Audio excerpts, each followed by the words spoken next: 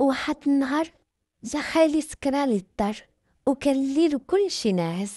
دخل عليا للبيت، انا ما حط يدو عليا فيق تسملو معايا القصه حتى للاخر باش تعرفوش. وفي عمري 20 سنه، واليوم جيت نعاود لكم قصتي وحكايتي. المهم نبدا لكم قصتي. انا قصتي بدات بلي كانت في عمري 16 سنه. طلقوا والديا وبابا سمح فيا ومشيت تزوج بمرا وحده اخرى وعاود حياتهم، وانا بكيت مع ماما عايشه. ولكن ماما مشات لأوروبا وبكيت انا عايشه مع جداتي وخوالي. كنت كنقرا وخرجت من المدرسه حيت ماما فاش مشات لأوروبا في الاول ما كان عندها لا خدمه ولا سكن ولا حتى شي حاجه.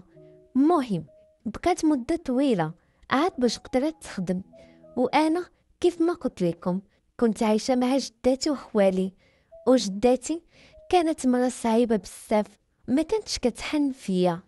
المهم كانت كتقول لي ماماك حرقت وتهنت منك، وانا وحالت فيك تمشي عند باباك وسكن معاه ولا خرج تخدم باش تصرف على راسك. راه انا مصاب مكافيه غير مع ولادي، عاد غادي نزيدك حتى تينا. وديما كتنقر عليا، كنت عايشه معاها بحال شي خدامه. كنت كنمشي للمدرسه وفاش كنرجع للدار ملي كنرجع وانا كنشطف في الدار، واللي قالت لي عليه كنعملو.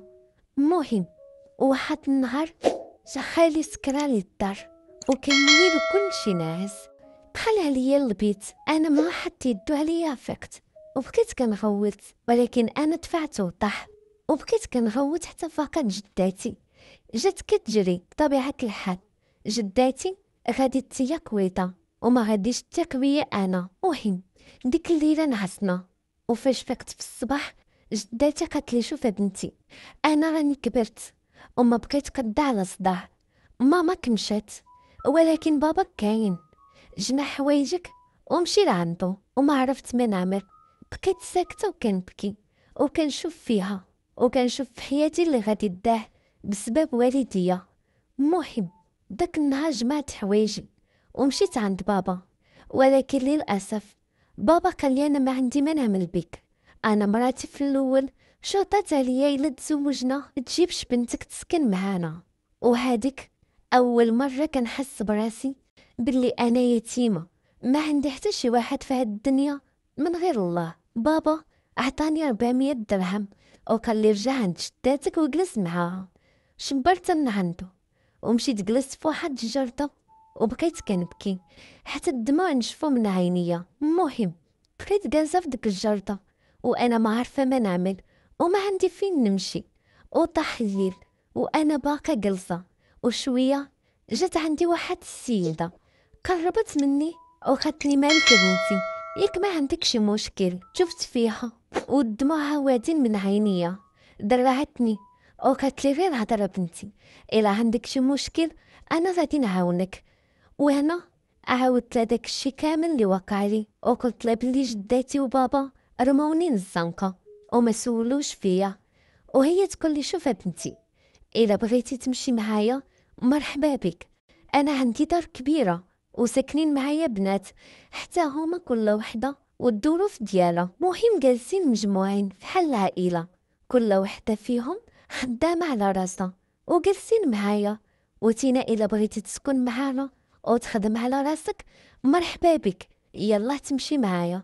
والصراحه انا كنت صغيره وما عرفاش بزاف ديال الحوايج في هاد الدنيا. مهم مشيت معاها ورحبت بيا، والصراحه ديك الليله عطاتني ناكل وعطاتني بيت وخدت لي طول تنعس وارتاح مع راسك.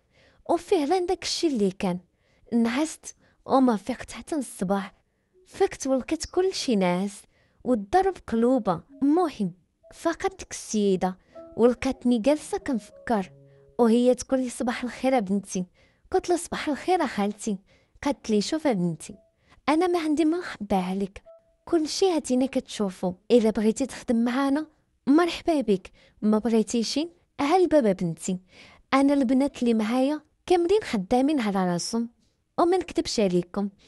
بقيت كنفكر وما لقيت ما نعمل من غير انني نوافق نخدم ديك الخدمه، حيت انا الا خرجت من داك الدار ما عندي فين نمشي. المهم داك السيده علمتني بزاف ديال الحوايج، ومن داك النهار ولات هادي هي خدمتي باش نقدر نعيش في هاد الدنيا، والسبب هما والديا اللي سمحوا فيا ورماوني للزنقة.